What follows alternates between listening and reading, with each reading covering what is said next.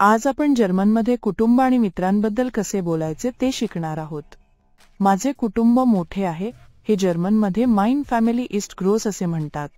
Mine family east gross वीर हॅबन 5 Kinder. ही माझी मैत्रीण आहे हे दास इस्ट माइन फ्रॉइंडिन असे म्हणतात। लक्षात ठेवा की फ्रॉइंडिन हा शब्द मैत्रिणीसाठी वापरला जातो। दास इस्ट माइन फ्रॉइंडिन हायस मोनिका। आता हा माझा मित्र आहे साठी दास इस्ट माइन फ्रॉइंड वापरतात। फ्रॉइंड हा शब्द मित्रासाठी आहे। दास इस्ट माइन फ्रॉइंड एर इस्ट सेहर नेट।